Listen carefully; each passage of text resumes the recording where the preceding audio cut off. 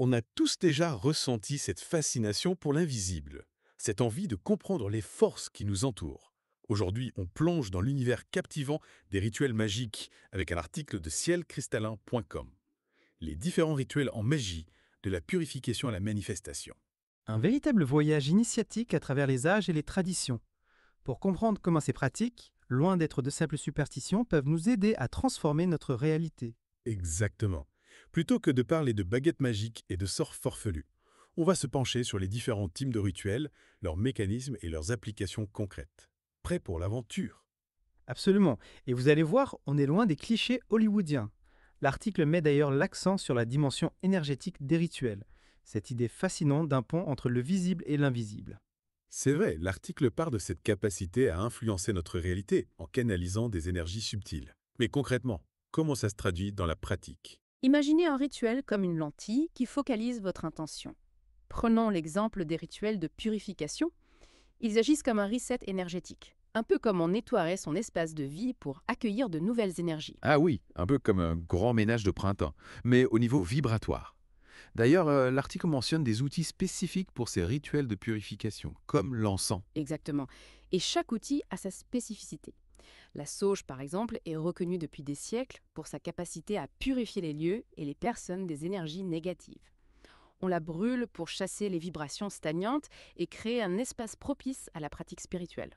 C'est intéressant de voir comment des éléments naturels, comme la sauge ou l'encens, peuvent prendre une dimension presque sacrée dans le cadre d'un rituel. Absolument, c'est l'intention que l'on y met qui les transforme en outils de transformation.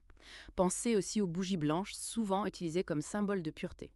La flamme vacillante, c'est comme si elle consumait les impuretés énergétiques, laissant place à la lumière et à la clarté. Et les cristaux, on en parle.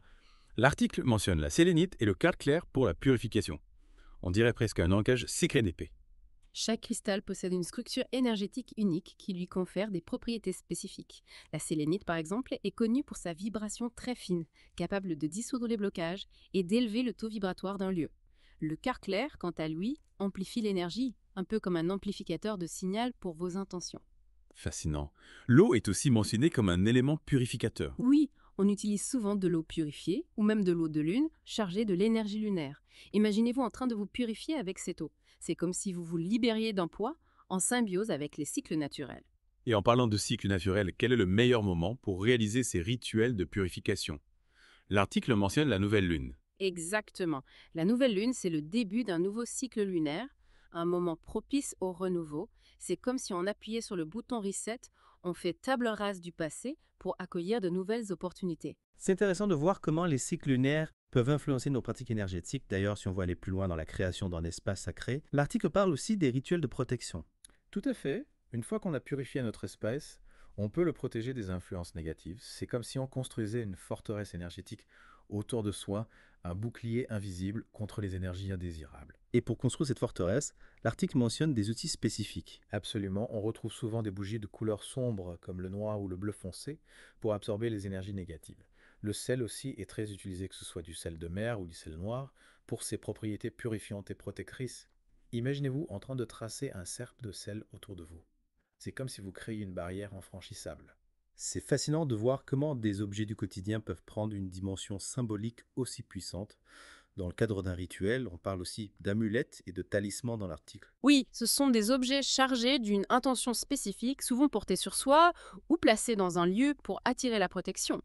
Ils agissent comme des gardiens énergétiques imprégnés de la force de votre intention. Et n'oublions pas les cristaux. L'article mentionne la tourmaline noire, l'obsidienne et l'œil de tigre pour la protection, chacun avec ses propriétés spécifiques, j'imagine. Exactement. La tourmaline noire, par exemple, est réputée pour repousser les énergies négatives et les entités néfastes. L'obsidienne agit comme un miroir qui nous renvoie à nos propres parts d'ombre pour mieux les intégrer et s'en libérer l'œil de tigre. Quant à lui, il nous protège du mauvais œil et des influences négatives extérieures, renforçant notre courage et notre confiance en soi. On comprend mieux pourquoi ces pierres sont utilisées depuis des siècles pour leurs vertus protectrices et pour les rituels de protection. Quel est le meilleur moment pour les réaliser? L'article mentionne la lune décroissante. Tout à fait, la lune décroissante, c'est la période idéale pour se délester de ce qui ne nous sert plus, pour se purifier en profondeur. C'est le moment idéal pour les rituels de bannissement, pour couper les liens toxiques et se libérer des schémas négatifs. Imaginez la lune décroissante comme une vague qui emporte avec elle tout ce dont vous voulez vous débarrasser. Une image puissante. On a parlé de purification, de protection, mais l'article explore aussi les rituels de manifestation, qui sont souvent associés à la magie. Est-ce que vous pouvez nous en dire plus? Avec plaisir, les rituels de manifestation, c'est un peu comme envoyer une commande à l'univers avec nos désirs les plus chers. L'idée, c'est d'aligner notre vibration énergétique sur celle de ce que l'on souhaite attirer dans notre vie. On devient un peu magicien de sa propre vie, en quelque sorte. L'article nous éclaire sur les outils à utiliser pour ces rituels faits. Absolument, les bougies colorées sont très populaires. Le vert pour l'abondance, le rose pour l'amour, le rouge pour la passion, etc.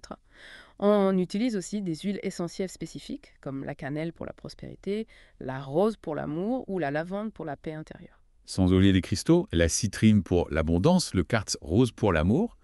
On dirait presque un alphabet magique à un roux. C'est une belle façon de voir les choses. L'important, c'est de choisir les outils qui résonnent le plus avec votre intention.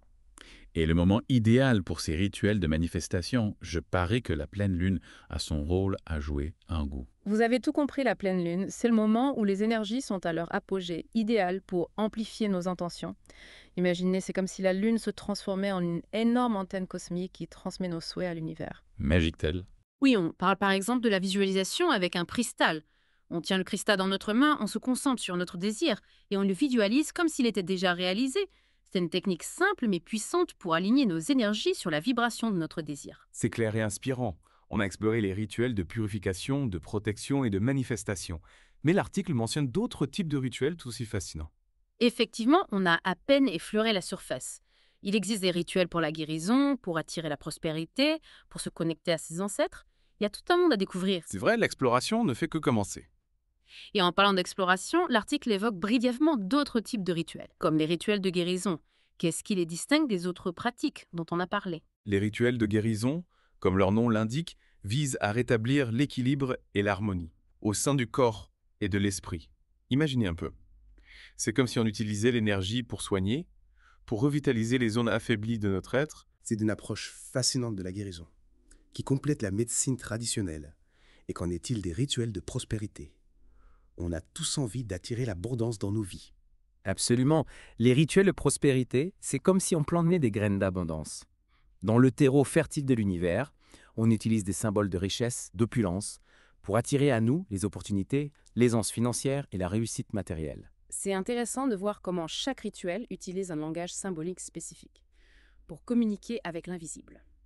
L'article mentionne aussi les rituels de pleine lune, qui semblent occuper une place particulière. En effet, la pleine lune est un moment d'amplification énergétique, propice à la libération et à la manifestation. Les rituels de pleine lune, c'est comme si on surfait sur une vague d'énergie cosmique, pour se connecter à notre puissance intérieure et concrétiser nos rêves. Une image qui donne envie de se laisser porter par la magie de la lune. Et que dire des rituels ancestraux? On sent poindre une dimension transgénérationnelle fascinante. Les rituels ancestraux, c'est un pont entre le passé, le présent et le futur. C'est une façon de rendre hommage à nos racines, de puiser dans la sagesse de nos ancêtres et de recevoir leur guidance pour éclairer notre chemin. Un héritage précieux qui se transmet de génération en génération. Enfin, l'article évoque les rituels de détachement émotionnel, qui semblent particulièrement utiles dans notre société moderne. Effectivement, on traverse tous des épreuves, des relations toxiques, des schémas de pensée négatifs, qui nous empêchent d'avancer. Les rituels de détachement émotionnel, c'est comme si on coupait les cordes qui nous retiennent au passé pour se libérer et s'ouvrir à de nouvelles possibilités. Un véritable outil de libération émotionnelle. On a fait un tour d'horizon des différents types de rituels, de leurs outils et de leurs applications. Au fond, qu'est-ce qu'on retient de cette plongée fascinante dans l'univers des rituels magiques? On retient que la magie, ce n'est pas un conte de fées, mais une pratique ancestrale qui utilise l'énergie et l'intention pour influencer notre réalité. Que ce soit pour purifier, protéger, manifester, guérir ou se connecter à plus grand que soi. Les rituels nous offrent un cadre sacré pour explorer notre pouvoir personnel et co-créer notre vie. Une invitation à devenir l'alchimiste de notre propre existence. Merci pour ce voyage initiatique à travers les mystères des rituels magiques. On espère que cette exploration vous a donné envie d'en savoir plus. Et pourquoi pas de vous lancer dans la création de vos propres rituels. N'oubliez jamais que la magie est avant tout une question d'intention et de connexion à votre propre pouvoir. Alors, écoutez votre intuition, explorez les différentes pratiques et laissez la magie opérer dans votre vie. On se retrouve très bientôt pour une nouvelle plongée dans l'inconnu.